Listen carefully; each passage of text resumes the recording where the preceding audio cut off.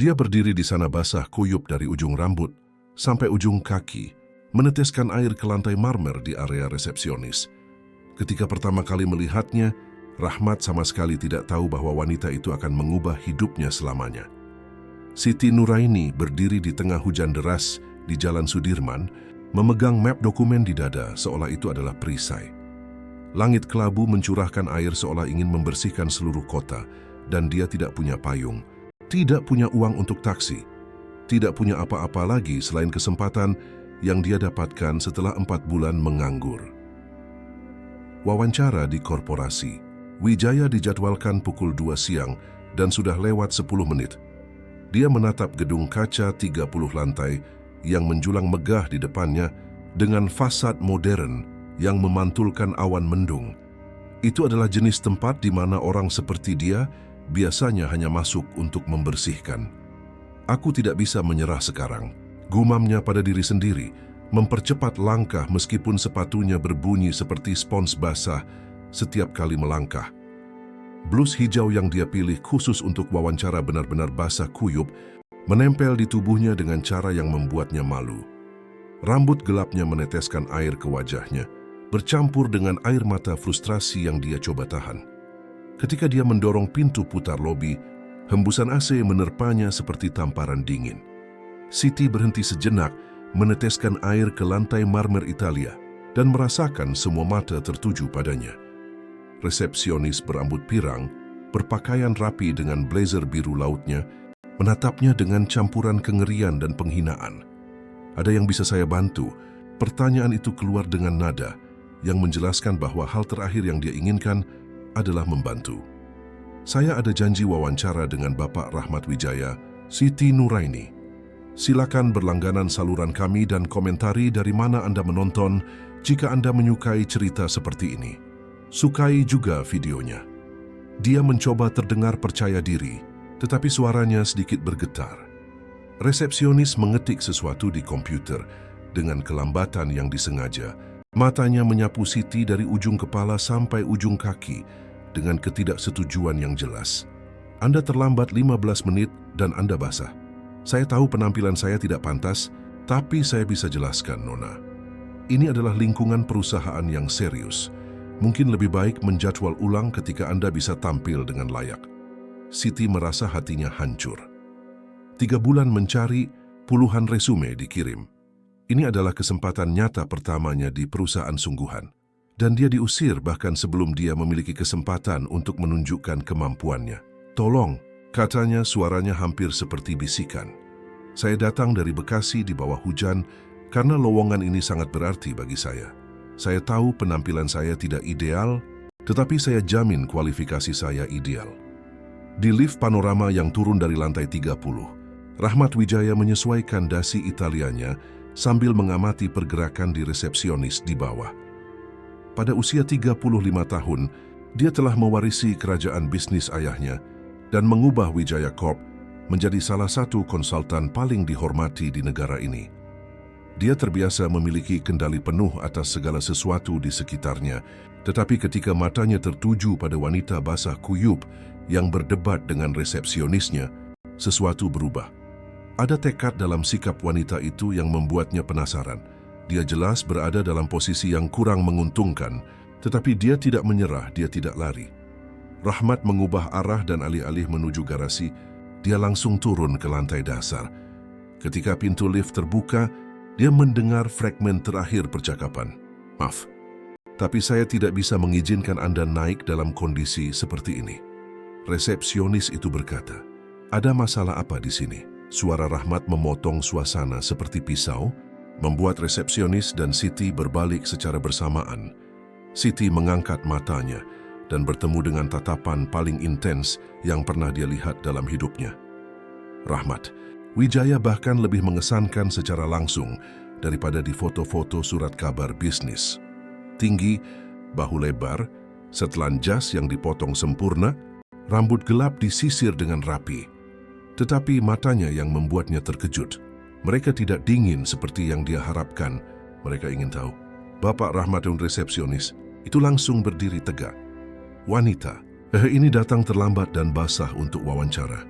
Saya sedang menjelaskan bahwa akan lebih baik untuk menjadwal ulang. Siti Nuraini, Rahmat menyela, menatap langsung padanya. Ya, pakai Siti mencoba berdiri tegak.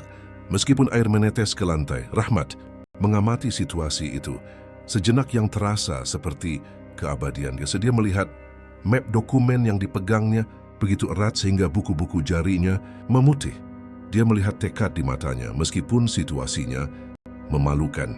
Dia melihat sesuatu yang dia kenali. Rasa haus akan kesempatan. Karina, dia berbicara kepada resepsionis tanpa mengalihkan pandangan dari Siti. Sediakan handuk dan lihat apakah ada blazer cadangan di Departemen Sumber Daya Manusia. Tapi, Pak, sekarang nada. Suaranya tidak menerima perdebatan. Rahmat mengulurkan tangannya kepada Siti. Ikut saya. Siti ragu sejenak. Itu terjadi terlalu terlalu murah hati. Pria seperti Rahmat Wijaya biasanya tidak memberikan kesempatan kedua kepada orang seperti dia. Terima kasih, katanya sambil meraih tangan yang terulur darinya. Sentuhan itu terasa seperti listrik. Rahmat juga merasakannya. Itu hanya jabat tangan profesional, tetapi ada sesuatu di sana yang tidak diharapkan oleh keduanya. Di lift, Rahmat memecah keheningan. Anda datang dari Manatua, Bekasi. 3 bus dan 40 menit hujan. Dan Anda terlambat 15 menit putih bus terakhir mogok. Saya berjalan 2 kilometer terakhir. Rahmat mempelajarinya melalui pantulan di cermin lift. Blus hijau basah menonjolkan tubuhnya dengan cara yang dia coba abaikan, tetapi dia tidak bisa mengabaikan postur tubuhnya. Meskipun basah kuyup, meskipun jelas keluar dari elemennya, dia tetap mengangkat kepalanya. Mengapa? Lowongan ini karena saya membutuhkannya. Kejujuran mentah dari jawaban itu mengejutkannya. Saya menganggur selama 4 bulan. Saya punya anak perempuan, berusia 7 tahun dan tagihan yang harus dibayar, tetapi juga karena saya belajar untuk ini. Administrasi dari Universitas Indonesia, spesialisasi manajemen proyek, fasih berbahasa Inggris. Saya tahu saya bisa berkontribusi. Anda punya pengalaman 3 tahun di Petrocorp sebelum mereka menutup cabang Jakarta. Saya mengelola transisi 70 karyawan dan menjaga semua proyek tepat waktu selama proses tersebut. Rahmat mengangguk. Dia tahu Petrocorp. Dia tahu itu adalah situasi yang sulit. Dan mengapa Anda tidak segera mendapatkan pekerjaan lain? Ada Siti ragu-ragu ya. Itu adalah pertanyaan yang diajukan semua orang dan jawabannya tidak pernah terdengar bagus. Pasar sulit. Dan beberapa perusahaan ragu karena Petrocorp seolah-olah kebangkrutan adalah kesalahan karyawan. Lift berhenti di lantai 20. Rahmat membimbingnya melalui koridor kaca yang menghadap ke kota. Meskipun basah dan malu, Siti tidak bisa menyembunyikan kekagumannya pada pemandangan yang spektakuler. Saya belum pernah melihat Jakarta dari ketinggian ini. Dia mengakui, perspektif mengubah segalanya, jawab Rahmat. Dan dia mendapat kesan bahwa dia tidak hanya berbicara tentang pemandangan. Di ruang tunggu kantornya, Karina muncul dengan handuk tebal dan blazer biru laut. Itu yang kami punya, Pak. Sempurna. Siti, gunakan kamar mandi eksekutif di sana untuk mengeringkan diri. Ketika Anda siap, temui kami di ruang rapat. Ketika Siti menghilang ke kamar mandi, Karina mendekati Rahmat dengan ekspresi khawatir. Pak, tidakkah Anda pikir Anda terlalu fleksibel? Perusahaan punya standar. Standar perusahaan adalah milik saya untuk ditentukan. Rahmat menyela. Dan saya tertarik pada kompetensi, bukan pada siapa yang beruntung tidak kehujanan. 10 menit kemudian, Siti memasuki ruang rapat dalam keadaan berubah. Blazer itu sedikit longgar, tetapi sangat cocok dengan blus hijau yang sekarang kering. Dia berhasil menata rambutnya menjadi sanggul darurat dan mendapatkan kembali ketenangannya. Rahmat terkejut, berpikir bahwa dia cantik. Lebih dari cantik, ada cahaya di matanya yang membangkitkan rasa ingin tahunya. Lebih baik, dia bertanya dengan senyum kecil. Jauh lebih baik. Sekarang ceritakan tentang proyek Exodus di Petrocorp. Pertanyaan itu mengejutkannya. Proyek Exodus bersifat rahasia, inisiatif restrukturisasi kompleks yang hanya sedikit orang tahu detailnya. Jika Rahmat bertanya tentang itu berarti dia telah melakukan pekerjaan rumahnya tentang dia. Bagaimana Bapak tahu tentang Exodus? Saya punya kontak dan saya tahu Anda yang mengordinasikan migrasi data. Ketika sistem runtuh, Siti duduk tegak di kursinya. Dia akhirnya berada di wilayah yang akrab. Itu adalah 3 minggu tanpa tidur. Nyenyak. Kami harus memigrasikan 15 tahun data historis tanpa kehilangan satu informasi pun sambil menjaga operasi tetap berjalan. Dan berhasil. Kami berhasil. 0 kehilangan data, 0 waktu henti untuk pelanggan. Itu adalah proyek paling menantang dalam karier saya. Rahmat mencondongkan tubuh ke depan, benar-benar tertarik. Selama 20 menit, mereka membahas detail teknis, solusi kreatif, manajemen krisis.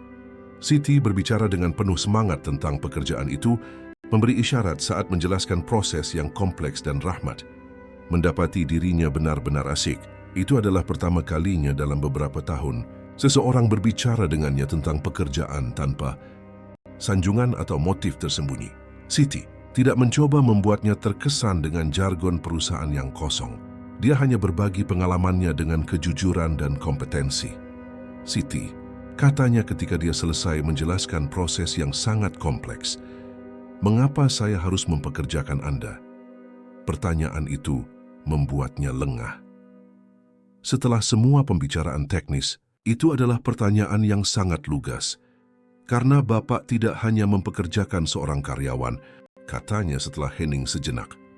Anda mempekerjakan seseorang yang mengerti bahwa setiap proyek adalah kesempatan untuk membuat perbedaan, kan? Seseorang yang datang basah kuyup di tengah hujan tetapi tidak menyerah. Seseorang yang akan memperlakukan perusahaan ini seolah-olah itu miliknya sendiri. Rahmat terdiam lama, hanya mengamatinya. Ada sesuatu dalam diri Siti yang membangkitkan tidak hanya minat profesional, tetapi sesuatu yang lebih dalam. Koneksi yang sudah lama tidak dia rasakan. Lowongan ini adalah manajer proyek khusus, katanya akhirnya. Gaji awal 12 juta bagi hasil asuransi kesehatan lengkap. Tertarik. Siti berkedip beberapa kali seolah dia tidak yakin dia mendengarnya dengan benar. 12 juta adalah 2 kali lipat dari yang dia dapatkan di Petrocorp. Saya, ya, sangat tertarik. Bagus. Mulai Senin, Rahmat berdiri dan mengulurkan tangannya lagi. Kali ini jabat tangan itu berlangsung sedikit lebih lama dari yang diperlukan. "Terima kasih," kata Siti, suaranya tercekat karena emosi. "Bapak tidak akan menyesal, saya tahu saya tidak akan menyesal," jawab Rahmat. Dan dia menyadari bahwa dia berbicara tentang lebih dari sekadar pekerjaan. Ketika Siti keluar dari gedung, hujan telah berhenti dan matahari mulai muncul di antara awan. Dia melihat ke belakang ke gedung kaca Wijaya Corp dan tersenyum. Untuk pertama kalinya dalam beberapa bulan dia merasakan harapan. Di lantai 30, Rahmat tetap di jendela, mengawasinya menyeberangi. Alun-alun, ada sesuatu dalam diri Siti Nuraini yang telah membangkitkan sesuatu di dalam dirinya yang dia pikir sudah mati. Dan untuk pertama kalinya dalam waktu yang lama dia menantikan hari Senin tiba. Senin, pukul 6:30 pagi. Siti berada di lobi Wijaya Corp 45 menit lebih awal, mengenakan setelan biru laut terbaiknya, dan memegang tas kulit yang dia beli pada hari Sabtu dengan uang terakhir yang dia miliki. Kali ini tidak hujan. Kali ini dia mengendalikan situasi. Resepsionis pirang yang sama dari minggu sebelumnya menyambutnya dengan senyum paksa. "Selamat pagi, Nona Nuraini. Bapak Rahmat menunggu Anda di lantai 20. Siti merespons dengan sopan tetapi merasakan nada ketidaksetujuan yang tidak disembunyikan dengan baik. Jelas bahwa berita tentang perekrutannya telah menyebar dan tidak semua orang senang dengan keputusan bos. Di lantai 20, Rahmat menunggunya ditemani oleh seorang wanita parubaya yang elegan, rambut abu-abu diikat sanggul rapi dan kacamata desainer. "Siti, ini Bu Bunga Sari, Direktur Sumber Daya Manusia kami. Dia akan membimbing Anda di hari-hari pertama." Bunga mengulurkan tangan dengan senyum profesional. "Selamat datang di Wijaya Corp dan saya yakin ini akan menjadi pengalaman yang menarik bagi kita semua." Nada kalimat itu membuat Siti waspada. Ada sesuatu di sana yang bukan hanya kesopanan perusahaan meja.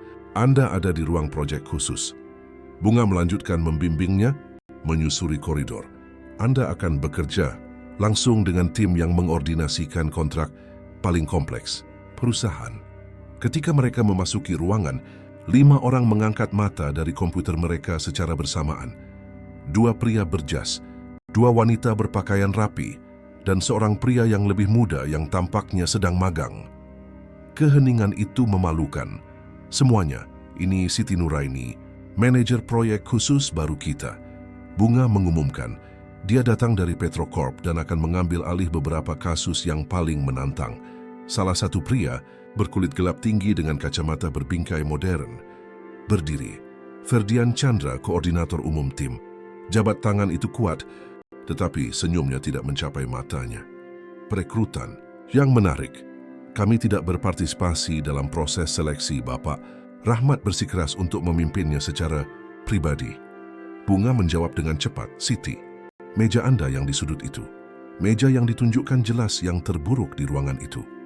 Itu menghadap jauh dari jendela tanpa pemandangan, terjepit di antara arsip dan printer. Tetapi, Sayati tidak mengeluh. Dia pernah bekerja di tempat yang lebih buruk. Ada pertanyaan, Bunga bertanya, saya ingin tahu tentang proyek saat ini. Semakin cepat saya memahami konteksnya, semakin cepat saya bisa berkontribusi. Ferdian bertukar pandang dengan salah satu wanita. Tentu, mari kita mulai perlahan. Bagaimana jika Anda meninjau laporan ini?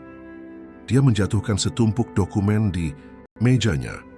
Ini adalah analisis pasar dari 6 bulan. Terakhir, Seotenil tidak terlalu rumit. Siti, dengan cepat membolak-balik laporan. Itu adalah analisis dasar, jenis pekerjaan yang akan dilakukan oleh seorang magang. Jelas bahwa mereka tidak ingin memberinya sesuatu yang penting untuk dilakukan. Sempurna, katanya sambil tersenyum. Saya akan menganalisis semuanya dan menyiapkan laporan konsolidasi dengan rekomendasi strategis gitu, Ferdian. Berkedip terkejut. Itu bukan reaksi yang dia harapkan. Sepanjang pagi, Siti bekerja dalam diam, mengabaikan tatapan ingin tahu dan bisikan rekan kerja. Dia tahu dia sedang diuji, bahwa mereka menunggunya tersandung, tetapi dia telah selamat dari keruntuhan Petrocorp dan membesarkan seorang anak perempuan sendirian. Dia akan tahan dengan rekan kerja yang tidak ramah.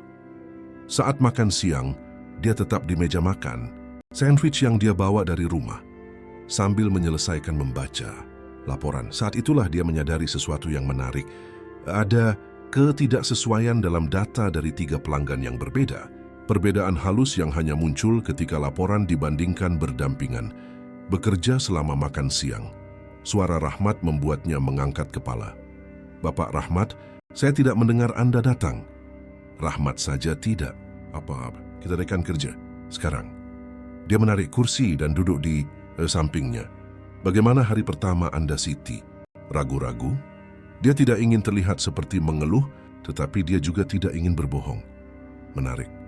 Saya belajar tentang dinamika tim. Rahmat mengangguk. Dia mengenal Ferdian dengan baik dan tahu persis apa yang sedang terjadi. Dan apa pendapatan tentang laporannya? Sebenarnya, saya menemukan sesuatu yang aneh. Siti mengambil 3 laporan dan menyebarkannya di meja. Lihat angka pertumbuhan pelanggan Anderson, Silva dan rekan, dan Moret Corp ini. Rahmat mencondongkan tubuh untuk melihat lebih baik dan Siti menyadari parfum maskulinnya, halus tetapi mencolok. Ketiga laporan menunjukkan pertumbuhan yang konsisten selama 6 bulan terakhir, lanjutnya. Tetapi ketika saya membandingkannya dengan data penagihan, ada perbedaan hampir 20%. Entah data pertumbuhan digelembungkan atau kita kehilangan pendapatan di suatu tempat. Rahmat mempelajari angka-angka itu selama beberapa menit. Siti benar. Itu adalah perbedaan halus yang membutuhkan analisis cermat untuk dideteksi, tetapi itu ada di sana. Pengamatan yang luar biasa, katanya. Sudah berapa lama Ferdian dan tim bekerja dengan data ini? Menurut stempel, sekitar 6 bulan. Dan Anda menemukannya dalam 4 jam. Siti mengangkat bahu. Pengalaman. Audit. Di Petrocorp saya bertanggung jawab untuk mengidentifikasi ketidaksesuaian sebelum menjadi masalah yang lebih besar. Rahmat tersenyum. Itu persis mengapa dia mempekerjakannya. Bisakah Anda menyiapkan laporan terperinci tentang perbedaan ini? Saya ingin menyajikannya di rapat hari Kamis tentu. Saya akan membutuhkan akses ke data penagihan asli. Saya akan menyediakannya. Rahmat berdiri untuk pergi tetapi berhenti. Siti, saya tahu tidak mudah menjadi orang baru di tim yang sudah mapan. Tetapi Anda di sini karena Anda memiliki kompetensi untuk berada di sini. Jangan biarkan siapapun membuat Anda melupakan itu. Sisa sore itu berlalu lebih tenang.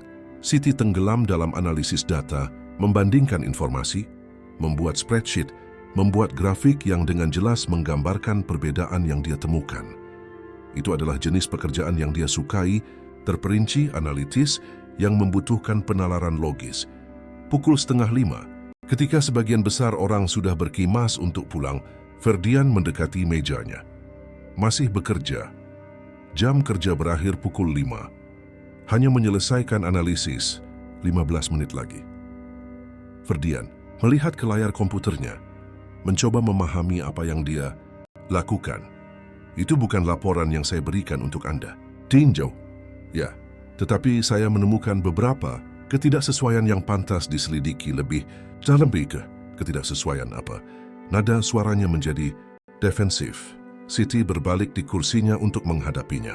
Perbedaan antara data pertumbuhan dan penagihan aktual. Tidak ada yang serius. Mungkin hanya kesalahan ketik atau metodologi yang berbeda. Laporan ini telah disetujui oleh direksi. Itu adalah data yang dikonsolidasikan dan dapat diandalkan. Saya yakin itu. Saya hanya melakukan pekerjaan yang lebih teliti. Ferdian menyilangkan tangan Siti. Anda baru di sini sehari.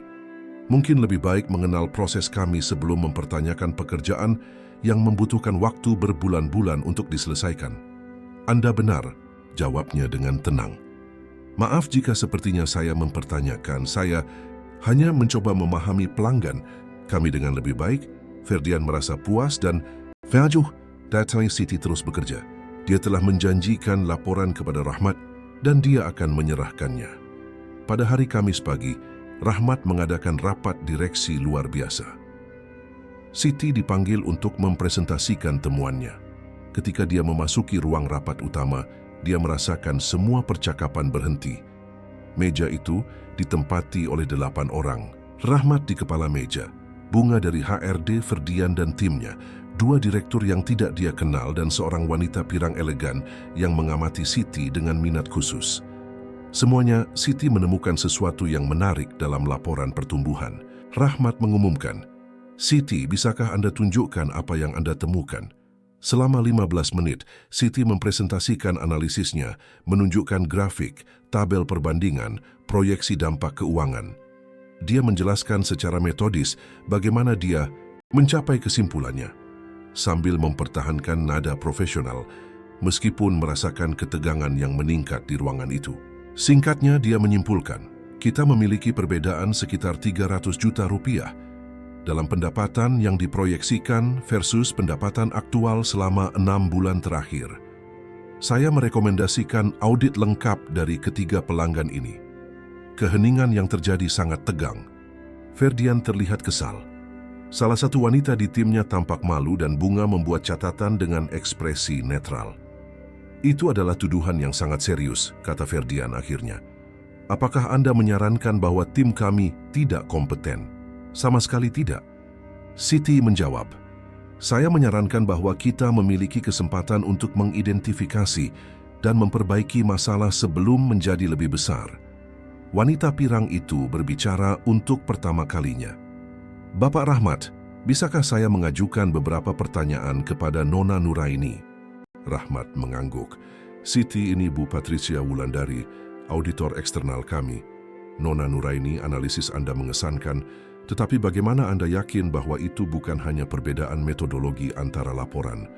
Karena saya membandingkannya dengan data pembayaran pelanggan aktual, jawab Siti. Itu bukan metodologi, itu perbedaan faktual. Patricia tersenyum. Bagus sekali Rahmat, dia benar.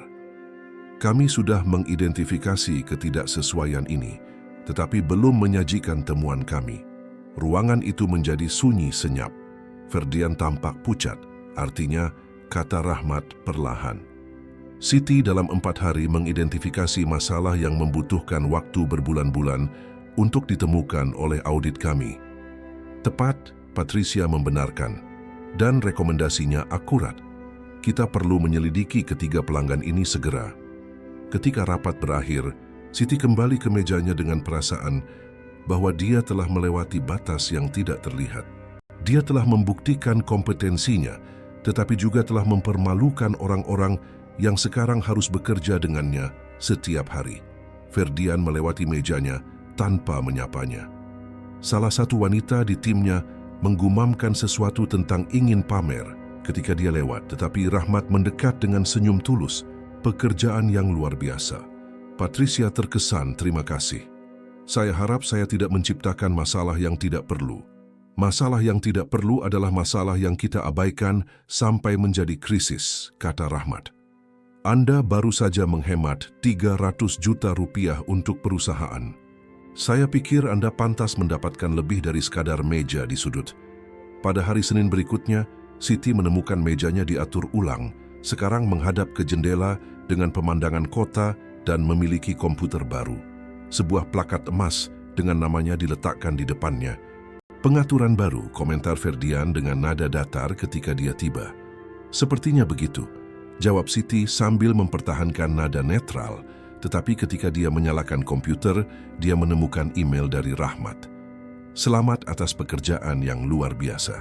Saya ingin membahas proyek baru dengan Anda. Bisakah Anda makan siang dengan saya hari ini? Siti melihat sekeliling ruangan.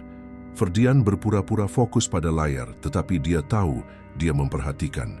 Dinamika sedang berubah dan semua orang tahu itu. Dia mengetik jawabannya dengan senang hati.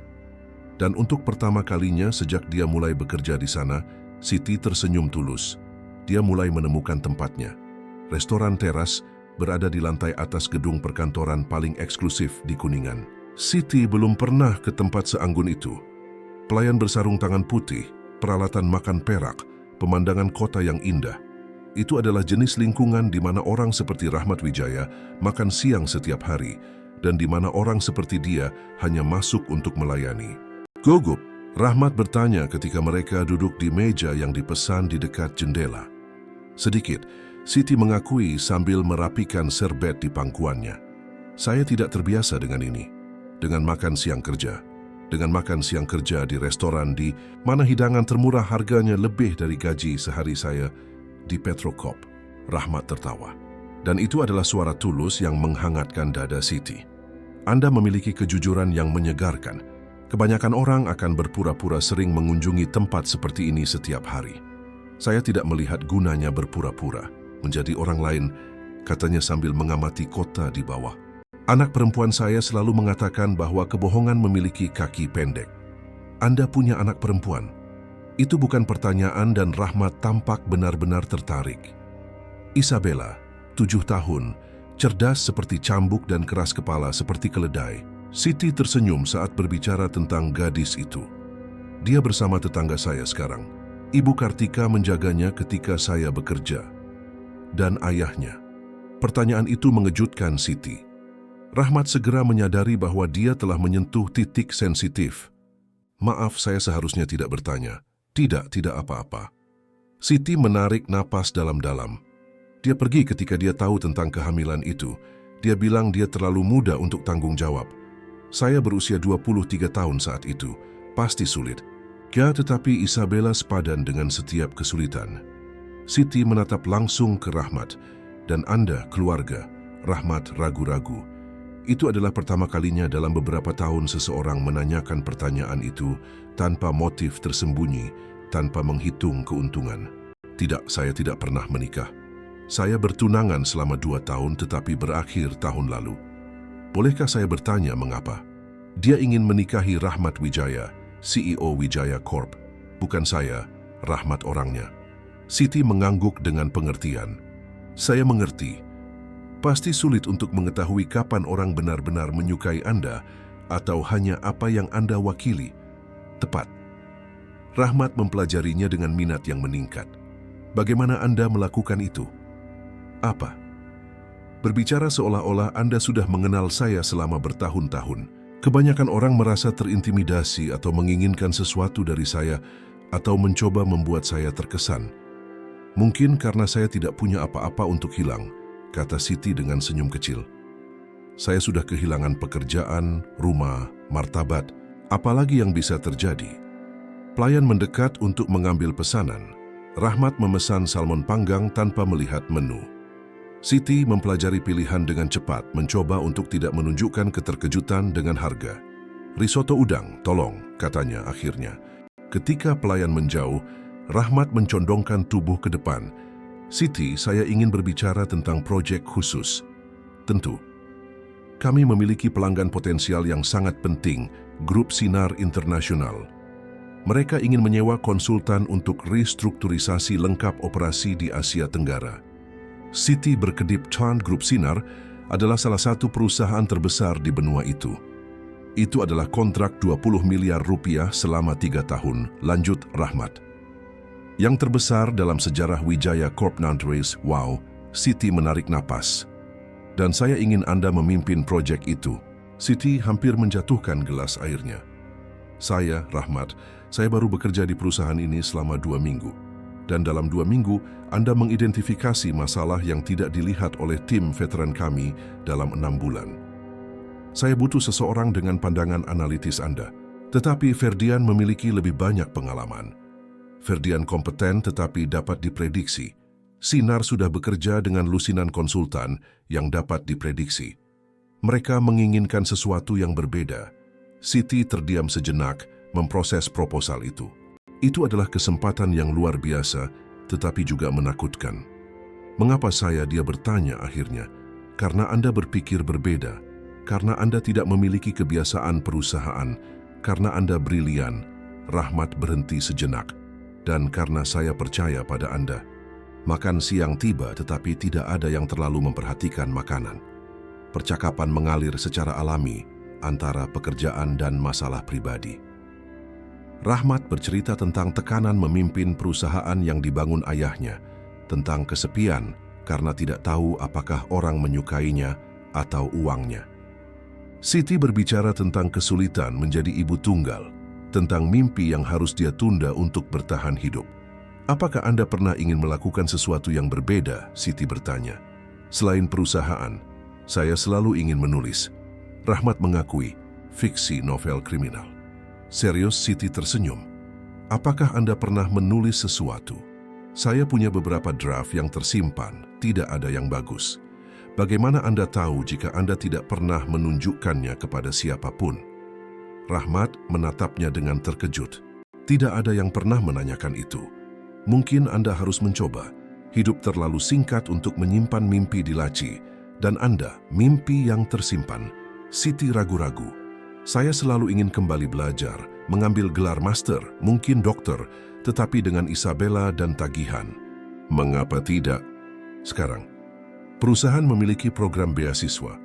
Rahmat, saya baru saja tiba. Pikirkan tentang itu.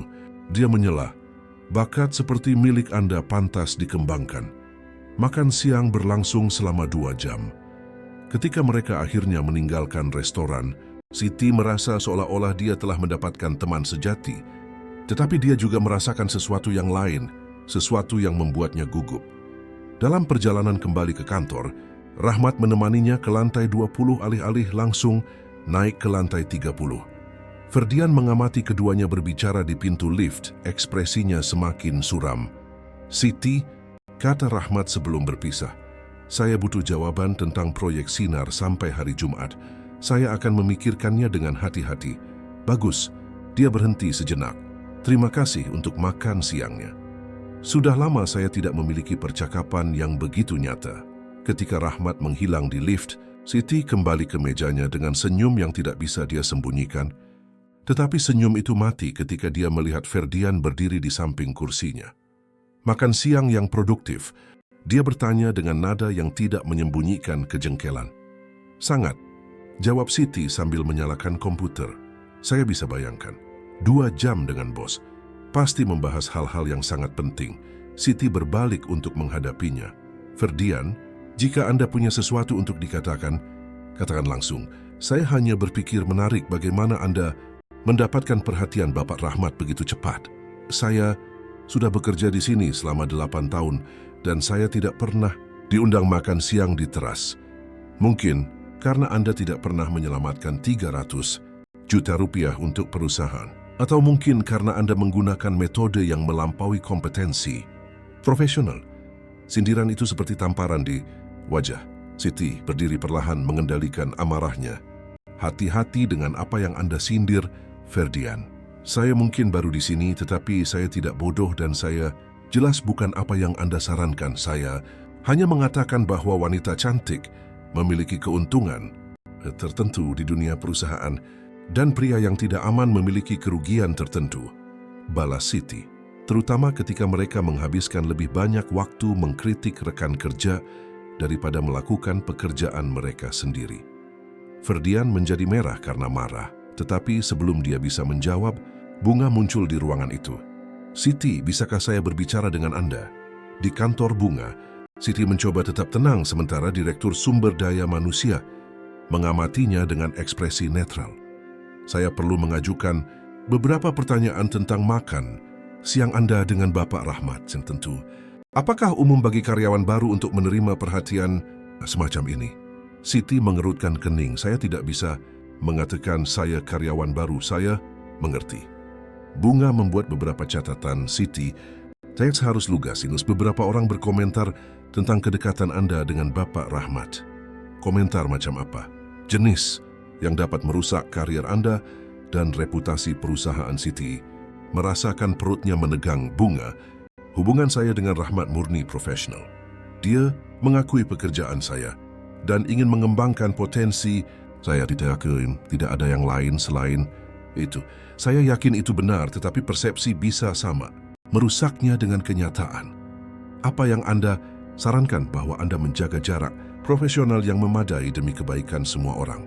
Siti meninggalkan kantor Bunga dengan beban di dadanya.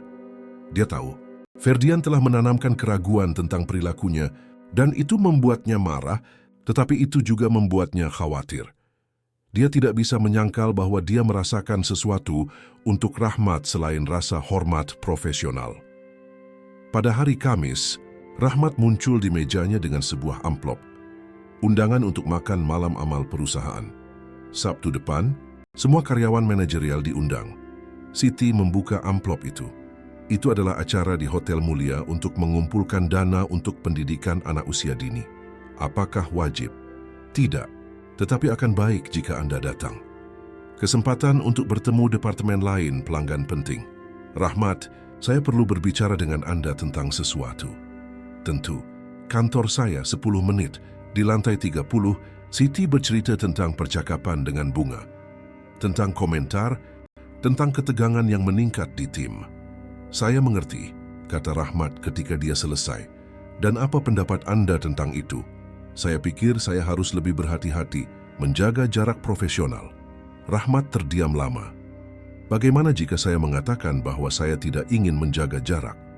Pertanyaan itu mengejutkan Siti. Rahmat, dia kelemping, tetapi dia menyela. Siti, saya tahu ini rumit. Saya tahu itu bisa menyebabkan masalah, tetapi saya tidak bisa berpura-pura bahwa Anda hanyalah karyawan lain. Dan saya tidak bisa berpura-pura bahwa saya tidak merasakan apa-apa juga. Dia mengakui dengan suara rendah. Tetapi saya bekerja di sini, saya membutuhkan pekerjaan ini. Saya tahu. Dan saya tidak akan pernah membahayakan pekerjaan Anda. Mereka saling memandang dalam diam, ketegangan terasa di udara. Apa yang kita lakukan? Siti bertanya akhirnya. Untuk saat ini kita menjaga penampilan hubungan profesional di kantor. Tapi Siti, Rahmat mendekat. Anda akan datang ke makan malam hari Sabtu. Ya, maka kita akan memiliki satu malam di mana kita bisa menjadi hanya Rahmat dan Siti, bukan bos dan karyawan. Ketika Siti tiba di rumah malam itu, Isabella berlari memeluknya seperti biasa.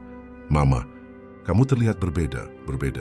Bagaimana? Kamu lebih banyak tersenyum dan matamu bersinar. Siti memeluk putrinya. Erat-erat, dan intuisi anak-anak sangat akurat. Dia memang berbeda. Dia jatuh cinta pada pria yang bisa menghancurkan karirnya jika terjadi kesalahan. Tetapi untuk pertama kalinya dalam beberapa tahun, dia bersedia mengambil risiko. Gaun hitam sederhana yang dipilih. Siti untuk makan malam amal harganya setengah dari gaji pertamanya. Tetapi, Ketika dia melihat dirinya di cermin kamar mandi, hotel mulia, dia tahu itu sepadan. Itu elegan tanpa mencolok, canggih tanpa sok. Persis apa yang dia butuhkan untuk malam di mana dia harus menavigasi antara rekan kerja, pelanggan penting, dan perasaannya sendiri yang campur aduk. "Kamu cantik, Mama," Isabella berkata ketika dia meninggalkan rumah. Terlihat seperti seorang putri. Berdiri di ballroom emas hotel paling terkenal di Jakarta, Siti merasa lebih seperti Cinderella yang mencoba untuk tidak ditemukan sebelum tengah malam. Acara itu berada di puncaknya. 200 orang dari elit bisnis Jakarta beredar di antara meja yang dihiasi anggrek putih, minum sampanye Prancis dan membahas bisnis bernilai miliaran. Siti mengenali beberapa wajah dari majalah ekonomi, politisi terkenal, pengusaha yang muncul di berita. "Siti," suara Rahmat membuatnya berbalik. Dia tampak mengesankan dalam tuxedo hitam, lebih tampan daripada yang dia izinkan untuk dia akui. "Senang Anda datang. Terima kasih atas undangannya." Dia mencoba mempertahankan nada profesional, tetapi ketika Rahmat tersenyum, dia merasakan jantungnya berdebar. "Ayo, saya ingin memperkenalkan Anda kepada beberapa orang penting." Selama jam pertama, Rahmat membimbingnya melalui ballroom, memperkenalkannya sebagai manajer proyek khusus baru kami, yang bertanggung jawab untuk menyelamatkan 300 juta rupiah perusahaan dalam 2 minggu pertama. Siti berbicara dengan direktur perusahaan lain, bertukar kartu nama, membahas proyek. Itu adalah dunia yang sama sekali baru baginya. Tetapi dia menemukan bahwa dia bisa menavigasi percakapan perusahaan dengan baik. "Anda melakukannya dengan sangat baik," Rahmat bergumam ketika mereka sendirian sejenak. "Saya mencoba untuk tidak mempermalukan diri sendiri. Mustahil. Anda adalah wanita paling menarik di ballroom." Sebelum Siti bisa menjawab, suara wanita menyela mereka. "Rahmat, kejutan melihatmu di sini." Mereka berbalik. Seorang wanita tinggi, pirang, elegan mendekat dengan senyum yang tidak mencapai matanya. Dia mengenakan gaun merah desainer yang mungkin harganya lebih mahal daripada mobil. Siti, dia persis tipe wanita yang menghadiri acara-acara seperti itu sejak kecil. "Kamila," kata Rahmat, suaranya menjadi tegang. "Saya tidak berharap melihat Anda di sini. Ayah mensponsori acara ini. Anda tahu betapa dia menyukai tujuan sosial Kamila." Menatap Siti dengan rasa ingin tahu yang tidak disembunyikan dengan baik. "Dan Anda pasti karyawan baru yang terkenal itu." "Saya membaca tentang Anda di laporan bulanan perusahaan." Siti Nuraini, dia memperkenalkan diri sambil mengulurkan tangan. "Kamila Putri, mantan tunangan Rahmat." Jabat tangan itu terlalu kuat, senyumnya terlalu tajam. Siti merasakan perutnya menegang. Itu adalah wanita yang hampir menikah dengan Rahmat, yang menginginkan CEO daripada orangnya. "Siti memimpin proyek terbesar kami," kata Rahmat dengan cepat. "Kontrak dengan sinar, menarik sekali," jawab Kamila, tetapi jelas sedang mempelajari Siti. Rahmat selalu pandai mengidentifikasi bakat. Cara dia mengatakan, bakat menjelaskan bahwa dia tidak hanya berbicara tentang kompetensi profesional. "Permisi," kata Siti, "saya akan mengambil air."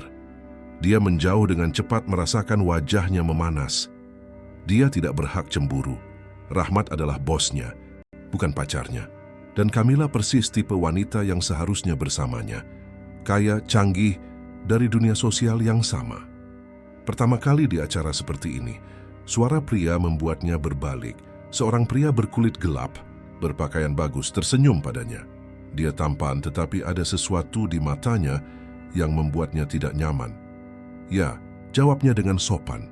"Ferdian Chandra bercerita tentang Anda. Dia bilang, Anda adalah janji baru Wijaya Corpicity." Mengerutkan, "Keneng, Anda kenal Ferdian, kami sepupu." Dan dia memberitahu saya beberapa hal menarik tentang bagaimana Anda berhasil menarik perhatian Rahmat begitu. Cepat." Sindiran itu jelas. Siti merasakan amarahnya naik. "Jika Anda punya sesuatu untuk dikatakan bigi, katakan langsung. Saya hanya mengagumi strategi Anda." Wanita cerdas, cantik, dalam situasi rentan. Rahmat selalu memiliki kelemahan untuk kisah sukses. "Anda tidak mengenal saya," kata Siti. Suaranya rendah tetapi tegas. "Dan Anda tidak tahu apa-apa tentang hubungan profesional saya dengan Rahmat." "Hubungan profesional?" Pria itu tertawa. Sayang, semua orang di sini melihat bagaimana kalian saling memandang. Itu sama sekali tidak profesional. Siti meletakkan gelas di meja dengan keras maksud semoga malam Anda menyenangkan. Dia menjauh tetapi mendengar pria itu berkata kepada seseorang, Ferdian, benar, dia pintar. Ketika dia kembali ke ballroom utama, dia menemukan Rahmat dan Kamila berbicara dengan nada rendah. Bahasa tubuh keduanya tegang, seolah-olah mereka sedang mendiskusikan sesuatu yang penting. Itu bukan urusanmu, kata Rahmat. Tentu saja itu urusan saya. Sudah mengenal Anda selama 10 tahun, Rahmat. Saya tahu kapan Anda melakukan hal bodoh. Kehidupan pribadi saya tidak lagi menjadi urusan Anda. Kehidupan pribadi Anda memengaruhi perusahaan dan perusahaan juga memengaruhi keluarga saya. Siti ragu-ragu tidak tahu apakah dia harus mendekat atau memberi privasi. Keputusan itu dibuat ketika Kamila melihatnya datang. Oh, bagus Anda kembali, kata Kamila dengan senyum palsu. Saya baru saja memberitahu Rahmat betapa pentingnya menjaga pemisahan antara kehidupan pribadi dan profesional. Kamila, Rahmat mulai tetapi dia menyelah. Terutama ketika ada begitu banyak perbedaan posisi sosial, lanjutnya sambil menatap langsung ke Siti. Kamila, cukup, kata Rahmat. Suaranya penuh peringatan. Saya hanya bersikap realistis, sayang. Kau tahu sendiri bagaimana hubungan seperti ini berakhir. Selalu ada pihak yang terluka. Sari merasakan semua keraguannya muncul ke permukaan. Karina mengucapkan dengan lantang semua yang selama ini ia pikirkan sendiri. Mereka berasal dari dunia yang berbeda. Sari tidak pantas berada di sana. Cepat atau lambat, Rian akan menyadarinya. Permisi sebentar, Sari berkata, sambil memaksakan senyum. Aku harus ke toilet. Di toilet hotel yang mewah itu, Sari menatap dirinya di cermin dan menarik napas dalam-dalam. Ia punya dua pilihan, membiarkan kata-kata Karina memengaruhinya, atau mempertahankan harga diri dan menunjukkan bahwa ia tidak terintimidasi. Ketika ia kembali, Rian sendirian mencari Sari dengan tatapan khawatir. Karina kemana? Tanya Sari. Dia sudah pergi. Sari soal yang dia katakan. Dia tidak mengatakan apapun yang tidak aku ketahui. Sari menjaga suaranya tetap tenang. Kita berasal dari dunia yang berbeda, Rian. Itu fakta. Itu tidak penting. Tentu saja penting. Bagi keluargamu, teman-temanmu, rekan bisnismu, dan juga bagiku. Rian menariknya dengan lembut ke sudut yang lebih tersembunyi. Sari, jangan biarkan dia menanamkan keraguan di kepalamu. Ini bukan keraguan, ini kenyataan. Sari melihat sekeliling aula yang dihiasi emas. Lihat tempat ini, orang-orang ini duniamu. Aku hanya seorang ibu tunggal dari Depok yang bekerja di perusahaanmu. Kau jauh lebih dari itu. Mungkin bagimu, tapi bagi seluruh dunia, aku adalah karyawan yang menjalin hubungan dengan bosnya. Rian terdiam sejenak. Kalau memang iya, kalau kita memang sedang menjalin hubungan, apakah itu mengubah segalanya? Pertanyaan itu mengejutkan Sari. Ini adalah pertama kalinya salah satu dari mereka secara terbuka mengakui bahwa ada sesuatu yang terjadi di antara mereka. Mengubah segalanya, bisiknya. Pekerjaanku, reputasiku, ketenanganku, lalu apa yang ingin kau lakukan? Sari menatap matanya, melihat ketulusan, kerentanan. Dia adalah pria yang kuat, namun kini mengekspos dirinya, mengambil risiko demi Sari. Aku tidak tahu akunya. Aku hanya tahu aku takut. Takut apa? Takut jatuh cinta padamu. Dan menyadari bahwa Karina benar. Rian memegang wajah Sari dengan kedua tangannya. Gerakan yang terlalu intim untuk acara publik. Sari, Karina salah tentang segalanya, terutama tentang dirimu. Sebelum Sari bisa menjawab, seseorang bertepuk tangan di mikrofon. Makan malam akan segera dimulai. Dan semua orang diarahkan ke meja masing-masing. Sari dan Rian dipisahkan, duduk di meja yang berbeda karena protokol sosial. Selama makan malam, Sari berusaha fokus pada percakapan di sekeliling meja, tetapi matanya terus mencari Rian. Dia berada di meja utama, berbicara dengan pengusaha penting, tetapi juga sering menatap Sari. Saat hidangan penutup, Fajar mendekati mejanya. Sari, bisakah aku bicara sebentar denganmu? Mereka keluar ke teras hotel, di mana pemandangan malam sungai terhampar di depan mereka. Malam yang indah, kata Fajar. Ya Fajar, jika kau datang untuk membicarakan Rian, aku datang untuk memperingatkanmu. Suaranya menjadi serius. tentang apa yang terjadi malam ini. Aku tidak mengerti. Sepupuku memberitahuku tentang percakapan kalian di bar. Dan aku melihatmu bersama Karina. Orang-orang membicarakanmu, Sari. Membicarakan apa? Bahwa kau memanfaatkan Rian untuk naik jabatan di perusahaan. Bahwa proyek Grup Wijaya hanyalah alasan untuk mempromosikanmu. Sari merasa darahnya membeku. Itu tidak benar. Aku tahu itu tidak benar. Pekerjaanmu berbicara untuk dirinya sendiri.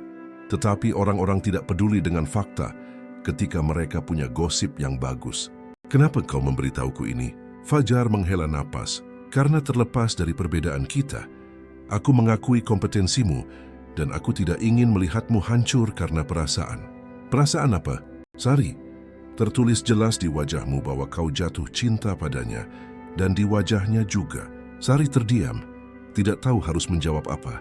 Saran saya, Fajar melanjutkan, tentukan segera status hubungan kalian karena situasi yang ambigu ini lebih merugikanmu daripada dia.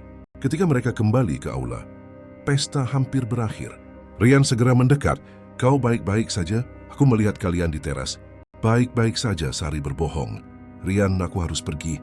Intan bersama tetangga. Tentu aku akan mengantarmu pulang. Tidak perlu, aku memaksa. Di dalam mobil, selama perjalanan menuju Depok, mereka sebagian besar terdiam. Sari melihat keluar jendela, tenggelam dalam pikiran sementara Rian fokus mengemudi di tengah lalu lintas malam. Sari, katanya ketika mereka berhenti di lampu merah, apa yang Fajar katakan padamu? Kebenaran, ia berbalik menatapnya. Bahwa orang-orang membicarakan kita. Bahwa reputasiku dipertanyakan. Bahwa aku harus memutuskan apa yang aku inginkan.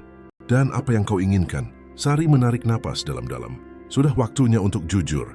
Meskipun itu menyakitkan. Aku menginginkanmu. Katanya sederhana. Tapi aku tidak tahu apakah aku sanggup membayar harganya. Rian menghentikan mobil di depan gedung sederhana tempat tinggal Sari. Itu adalah kontras yang mencolok dengan dunia glamor yang baru saja mereka tinggalkan. Sari, aku tidak akan berbohong dengan mengatakan ini akan mudah, tetapi beberapa hal layak diperjuangkan. Bagaimana jika tidak layak? Bagaimana jika Karina benar dan kau bosan denganku setelah kebaruan ini hilang? Rian mematikan mesin dan berbalik sepenuhnya menghadap Sari. Kau ingin tahu apa yang tidak pernah Karina pahami? Aku tidak mencari seseorang dari duniaku. Aku mencari seseorang yang membuatku ingin menjadi orang yang lebih baik. Dia memegang tangan Sari. Kau melakukan itu padaku, Sari. Kau membuatku ingat siapa aku sebenarnya di luar uang dan kekuasaan. Sari merasakan matanya berkaca-kaca. Rian, pikirkan apa yang Fajar katakan. Tentukan apa yang kau inginkan, karena aku sudah menentukannya. Dia membungkuk dan menciumnya dengan lembut. Ciuman yang penuh janji dan ketakutan. Ketika mereka berpisah, Sari tahu tidak ada jalan kembali. Ia benar-benar jatuh cinta, dan ini akan mengubah segalanya. Hari Senin setelah jamuan amal tiba, dipenuhi ketegangan. Sari memasuki kantor, tahu bahwa semuanya telah berubah. Ciuman di mobil telah menyegel sesuatu antara dia dan Rian, tetapi juga telah membuka pintu yang tidak bisa lagi ditutup. Sekarang semua orang akan melihat. Semua orang akan berkomentar, semua orang akan menghakimi. Fajar menyambutnya dengan anggukan netral. Ketika melewati mejanya, orang-orang lain di tim hampir tidak melihat ke arahnya. Seolah-olah gelembung tak terlihat telah terbentuk di sekitar Sari, memisahkannya dari semua orang. Bisikan berhenti ketika dia mendekat. Percakapan mati di udara seolah-olah dia adalah orang asing. Pukul 10 pagi, Bu Beta muncul di ruangan dengan ekspresi yang tidak menjanjikan apapun yang baik. Bibirnya terkatup rapat dalam garis tipis, dan dia memegang map dokumen dengan cengkeraman yang berlebihan. Sari, aku perlu bicara denganmu. Ke kantorku, silakan. Perjalanan ke Departemen Sumber Daya Manusia tidak pernah terasa sepanjang ini. Sari tahu dia akan menghadapi konsekuensi yang telah dia coba hindari, tetapi menjadi tak terhindarkan saat dia membiarkan perasaannya mengalahkan profesionalisme. Setiap langkah bergema di koridor seperti jenderang. Silakan duduk, kata Bu Beta, menutup pintu dengan bunyi klik yang tegas. Kita perlu bicara tentang situasimu di perusahaan. Situasiku? Jangan berpura-pura kita tidak tahu apa yang sedang aku bicarakan. Kedekatanmu dengan Bapak Rian menciptakan lingkungan yang tidak nyaman bagi karyawan lain. Ketidaknyamanan seperti apa? Jenis yang mempertanyakan, apakah promosi dan peluangmu didasarkan pada prestasi atau faktor lain? Sari merasakan amarah membara seperti lahar panas. Tetapi ia mengendalikan diri. Pekerjaanku berbicara untuk dirinya sendiri, Bu Beta. Aku menyelamatkan 2 miliar rupiah untuk perusahaan. Aku mengidentifikasi kelemahan yang tidak dilihat siapapun. Aku memimpin proyek terbesar dalam sejarah Mustika Jaya Group. Dan semua itu terjadi setelah kau menarik perhatian pribadi Bapak Rian. Itu terjadi karena aku bagus dalam apa yang aku lakukan. Bu Beta menghela napas, melepas kacamatanya dan memijat pangkal hidungnya. Sari, aku tidak mempertanyakan kompetensimu. Aku mencoba melindungi dirimu dan perusahaan dari situasi yang dapat menjadi rumit secara hukum. Secara hukum, hubungan antara atasan dan bawahan dapat memicu tuntutan hukum atas dasar favoritisme, pelecehan moral, lingkungan kerja yang tidak nyaman. Ini adalah area abu-abu yang bisa meledak di tangan kita.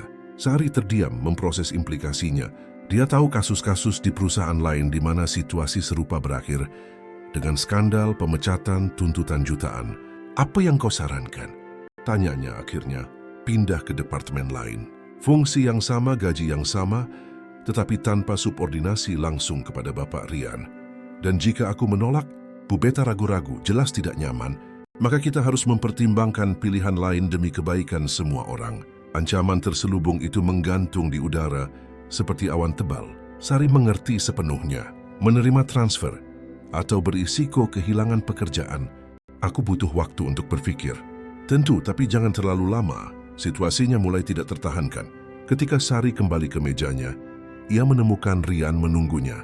Dia tegang, jelas khawatir.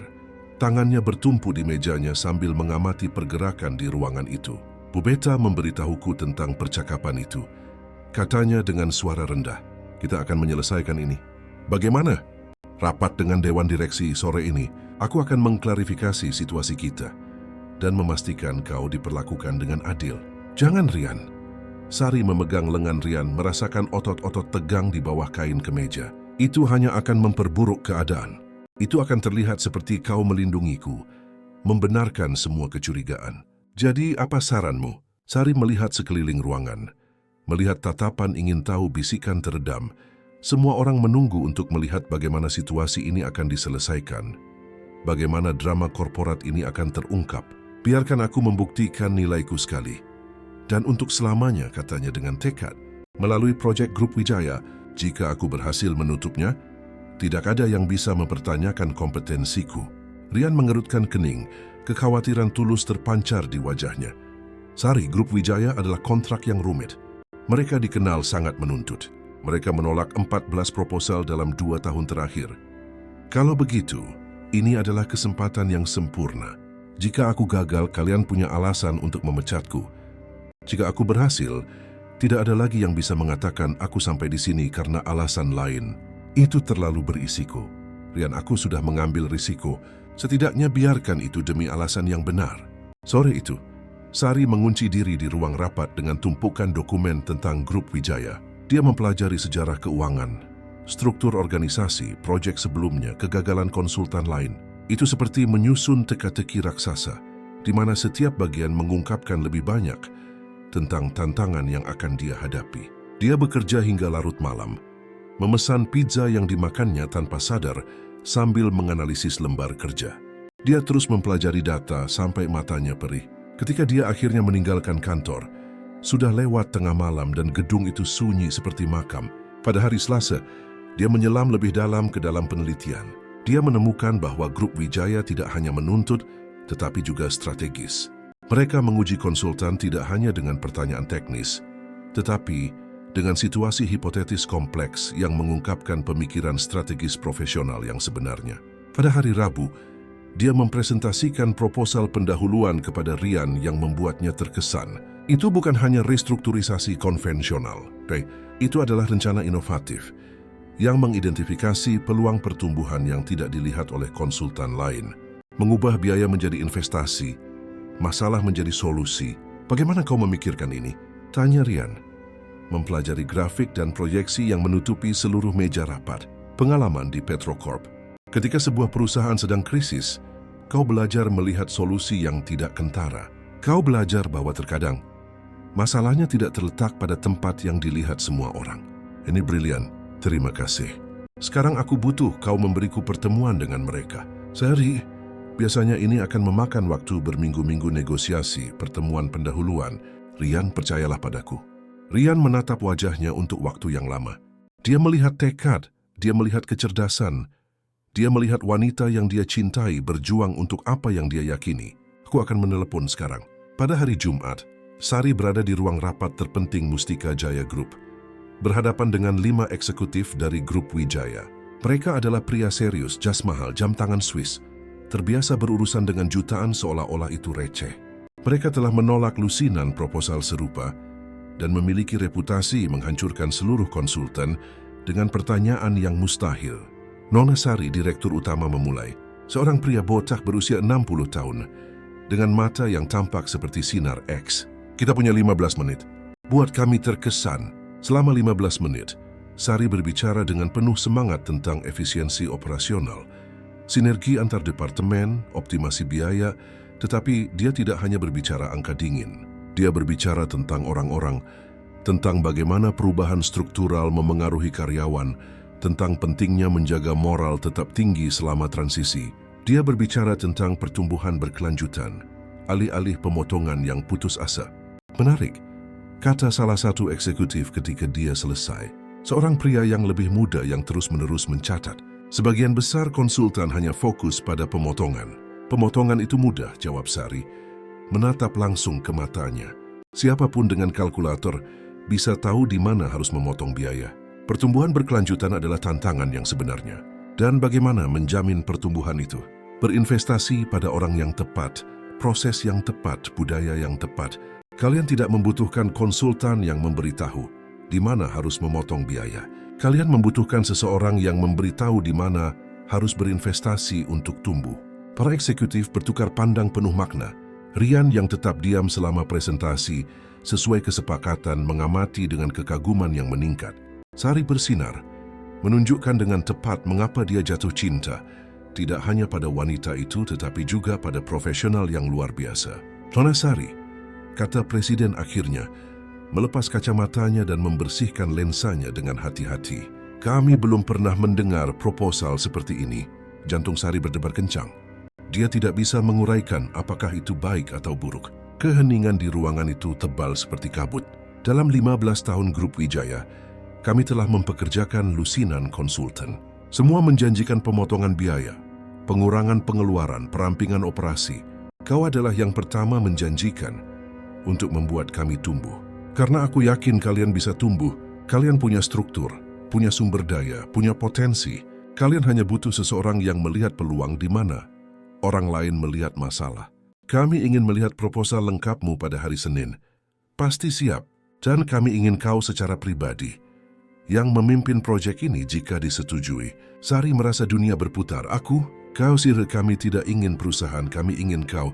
Ketika para eksekutif pergi, Rian mendekati Sari dengan senyum yang menerangi seluruh wajahnya. Kau berhasil. Belum, mereka hanya ingin melihat proposal lengkapnya. Sari, dalam 15 tahun Mustika Jaya Group, aku belum pernah melihat seseorang membuat staf Grup Wijaya terkesan pada pertemuan pertama. Mereka dikenal karena menolak konsultan dalam 5 menit. Sari tersenyum, merasakan campuran kelegaan dan kelelahan. Sekarang datang bagian yang sulit. Selama akhir pekan, Sari bekerja tanpa lelah pada proposal akhir. Rian muncul pada hari Sabtu membawa kopi gourmet dan sandwich salmon, dan akhirnya tinggal untuk membantu. Mereka bekerja berdampingan, mendiskusikan detail, menyempurnakan strategi, membangun sesuatu bersama yang lebih besar dari keduanya. Intan bersama tetanggamu? Tanya Rian ketika mereka beristirahat. Ya, Bu Siti senang menjaganya di akhir pekan. Katanya itu mengingatkannya pada cucunya yang tinggal jauh. Aku ingin bertemu dengannya. Sari menatapnya, terkejut dengan ketulusan dalam nada suaranya. Serius? Tentu saja. Dia adalah bagian penting dari hidupmu. Jika kita ingin memiliki masa depan bersama, aku perlu mengenal semua bagian penting darimu. Rian, jika kau bertemu putriku, ini akan menjadi lebih serius. Ini sudah serius bagiku. Lebih serius dari apapun yang pernah kurasakan dalam hidup. Pada hari Senin, proposal setebal 60 halaman itu sempurna. Sari mempresentasikannya kepada para eksekutif Grup Wijaya dalam pertemuan yang berlangsung 4 jam. Mereka mengajukan pertanyaan sulit, mempertanyakan proyeksi, menguji pengetahuannya di area spesifik yang bahkan tidak dia sadari dia kuasai. Bagaimana kau akan menangani resistensi internal selama implementasi? Tanya salah satu eksekutif. Dengan transparansi dan komunikasi konstan, perubahan menimbulkan ketakutan, dan ketakutan menimbulkan resistensi. Tetapi ketika orang memahami mengapa sebelum bagaimana, resistensi berubah menjadi kolaborasi. Dan bagaimana jika hasilnya tidak muncul pada kuartal pertama? Pertumbuhan berkelanjutan tidak terjadi dalam 3 bulan, tetapi kemajuan yang terukur ya. Aku akan menetapkan tonggak kecil yang dapat dirayakan untuk menjaga motivasi tetap tinggi, sementara kita bekerja menuju tujuan yang lebih besar. Mengesankan, kata Presiden pada akhirnya, menutup map proposal. Kami akan menganalisis secara internal dan memberikan jawaban dalam 48 jam. 48 jam berikutnya adalah yang terpanjang dalam hidup Sari. Dia mencoba bekerja secara normal, tetapi tidak bisa berkonsentrasi. Fajar dan tim mengamatinya dengan rasa ingin tahu bahwa sesuatu yang penting sedang terjadi. Bahkan Bu Beta melewati ruangan beberapa kali, berpura-pura memeriksa hal lain tetapi jelas tertarik pada hasilnya. Pada hari Rabu sore, telepon Rian berdering.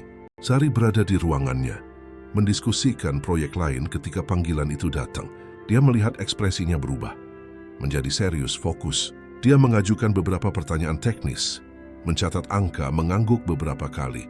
Aku mengerti. Ya, kami akan menyediakan semuanya. Terima kasih atas kepercayaannya.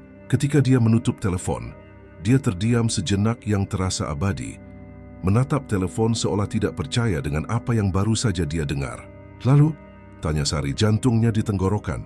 Rian berdiri perlahan, berjalan ke jendela, membelakanginya, mengamati kota di bawah. Keheningan berlanjut sampai Sari hampir berteriak karena cemas. Kemudian dia berbalik dengan senyum lebar menyebar di wajahnya. Selamat, kau baru saja menutup kontrak terbesar dalam sejarah Mustika Jaya Group. Sari terdiam selama beberapa detik, tidak bisa memproses kata-kata itu. Serius? 200 miliar rupiah selama 3 tahun. Dan mereka ingin kau menjadi pemimpin eksklusif proyek tersebut. Emosi meledak seperti bendungan yang jebol. Sari mulai menangis, tertawa, gemetar. Semuanya pada saat yang sama. Rian memeluknya, berputar dengannya di tengah kantor sementara Sari terisak lega dan bahagia. Mereka turun bersama ke lantai 20, di mana Rian membuat pengumuman. Ruangan itu meledak dalam tepuk tangan. Fajar berdiri, bertepuk tangan dengan tulus untuk pertama kalinya. Orang-orang lain di tim datang untuk memberi selamat kepada Sari dengan rasa hormat yang nyata. Bu Beta muncul berlari dengan sampahnya yang telah dia simpan untuk keadaan darurat khusus. 200 miliar rupiah selama 3 tahun. Rian mengumumkan kepada semua orang, suaranya dipenuhi kebanggaan. Berkat kerja luar biasa dari mitra baru kita, Sari. Mitra? Sari berbisik terkejut. Setelah kontrak seperti ini, kau pikir kau akan terus menjadi karyawan? Malam itu, Rian mengajak Sari makan malam di restoran yang sama tempat mereka makan siang pertama kali. Tetapi kali ini berbeda. Mereka bukan lagi bos dan karyawan yang berlayar di perairan berbahaya. Mereka adalah 2 profesional yang telah membangun sesuatu bersama. 2 orang yang telah menemukan cinta di tengah kekacauan korporat. Bagaimana perasaanmu? Tanya Rian bersulang dengan sampahnya mahal. Lega, terbukti, bahagia. Sari tersenyum, merasakan air mata syukur di matanya, dan jatuh cinta. Meskipun tahu ini tidak akan mudah, terutama karena tahu ini tidak akan mudah. Rian memegang tangan Sari di atas meja. Jari-jari mereka terjalin seperti kehidupan mereka telah terjalin. Sari, aku ingin kau tahu satu hal. Terlepas dari apa yang terjadi di antara kita, kau mendapatkan tempatmu di perusahaan ini karena prestasi sendiri. Tidak ada lagi yang bisa mempertanyakan itu selamanya. Dan apa yang akan terjadi di antara kita? Apapun yang kau inginkan terjadi. Sari menatap matanya, melihat ketulusan, melihat cinta, melihat masa depan yang akhirnya terasa mungkin. Aku ingin bertemu orang tuamu, katanya tanpa ragu. Aku ingin kau bertemu Intan. Aku ingin kita berhenti menyembunyikan apa yang kita rasakan. Persetan dengan orang-orang dan penilaian mereka. Aku belajar bahwa hidup terlalu singkat untuk menyia-nyiakan cinta sejati, karena takut pada apa yang akan dipikirkan orang lain. Rian tersenyum dan membawa tangan Sari ke bibirnya, mencium jari-jarinya dengan lembut. Kalau begitu, mari kita berhenti bersembunyi. 6 bulan kemudian, Sari berada di kantor yang kini ia bagi dengan Rian sebagai mitra, di konsultasi Mustika Jaya dan Sari. Kontrak grup Wijaya telah begitu sukses sehingga menghasilkan 8 kontrak serupa lainnya. Perusahaan tumbuh, dia dipromosikan menjadi mitra. Dan akhirnya tidak ada lagi yang mempertanyakan kompetensi atau posisinya. Intan menyayangi Rian, yang telah menjadi ayah tiri yang penuh kasih dan hadir. Dia menjemputnya di sekolah, membantu pekerjaan rumah, mengajaknya makan es krim pada hari Sabtu. Mereka telah pindah ke apartemen yang lebih besar, lebih dekat ke sekolah Intan, dengan kamar khusus hanya untuknya dan area belajar di mana Sari bisa bekerja di rumah. "Mama," kata Intan suatu malam saat makan malam, "Om Rian akan tinggal selamanya bersama kita?" "Kenapa bertanya, sayang?" "Karena aku suka dia." Dan Mama terlihat lebih bahagia saat dia di sini. Mata Mama lebih bersinar. Sari memeluk putrinya, melihat keluar jendela ruang tamu di mana Rian berada di balkon, berbicara di telepon tentang pekerjaan. Dia memberi isyarat dengan antusias. Benar-benar asik dalam percakapan tentang kontrak baru dengan perusahaan Amerika. Dan Sari tersenyum menyadari betapa dia mencintainya. "Kurasa begitu, sayang. Kurasa dia akan tinggal selamanya." Dan ketika Rian masuk ke ruangan dan menciumnya seperti yang dia lakukan setiap malam saat tiba di rumah, Sari tahu bahwa dia telah membuat pilihan yang tepat. Bahwa itu sepadan untuk datang basah kuyup di tengah hujan pada hari itu, karena hujan telah membawanya ke sana, ke cinta, ke keluarga, ke tempat di mana dia selalu seharusnya berada. Tamat. Para pendengar yang budiman, kami harap kisah Sari dan Rian telah menyentuh hati Anda. Untuk melanjutkan perjalanan yang memikat ini, kami telah menyiapkan daftar putar khusus dengan kisah-kisah yang sama-sama menawan. Temukan di sini dengan mengeklik di sebelah kiri Anda. Jika Anda menyukai kisah ini, jangan lupa untuk berlangganan saluran kami dan berikan suka pada video ini. Setiap hari kami membawakan kisah-kisah unik yang mengeksplorasi kompleksitas kehidupan dan hubungan manusia. Jangan lewatkan konten kami berikutnya, yang penuh emosi, ketahanan, dan cinta sejati. Kami menunggu Anda di kolom komentar untuk mengetahui pendapat Anda tentang kisah indah Sari yang datang basah kuyup di tengah hujan, tetapi menemukan lebih dari sekadar pekerjaan. Ia menemukan takdir sejatinya.